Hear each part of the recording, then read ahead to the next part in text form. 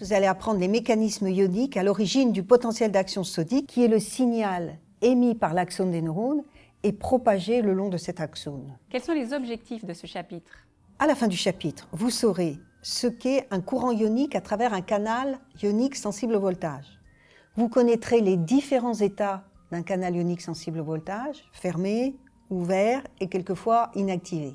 Vous saurez construire une courbe courant-voltage et vous en connaîtrez la signification, et vous saurez appliquer la loi d'Ohm au système biologique. Est-ce que tu peux définir rapidement ce qu'est un potentiel d'action? Le potentiel d'action sodique est le signal émis par l'axone des neurones et propagé le long de l'axone jusqu'aux terminaisons axonales.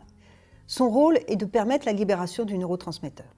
Le potentiel d'action sodique est un signal binaire, c'est-à-dire que soit il existe, soit il n'existe pas. Ça a plusieurs conséquences.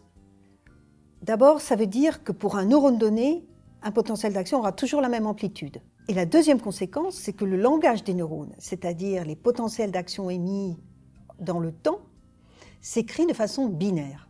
Si on dit que 1, c'est un potentiel d'action, et 0, c'est l'absence de potentiel d'action, il y a des neurones qui déchargent de façon irrégulière, et on a d'abord un silence, puis un potentiel d'action, un silence un peu plus court, puis 2 potentiels d'action, puis un long silence, 2 potentiels d'action, un petit silence, 3 potentiels d'action, etc. Il y en a qui déchargent suivant un mode régulier, c'est-à-dire que le potentiel d'action arrive toujours à intervalles réguliers, séparés toujours par la même durée de silence. Et puis il y a aussi des neurones qui déchargent en bouffées, c'est-à-dire que vous avez 5-6 potentiels d'action d'un coup, et puis un long silence, et puis 5-6 potentiels d'un coup, etc. Dans le temps, quand on enregistrait les potentiels d'action, il y avait des sons. Donc on entendait des choses comme ça. Toup, toup, toup, toup, toup, toup, toup, toup, toup.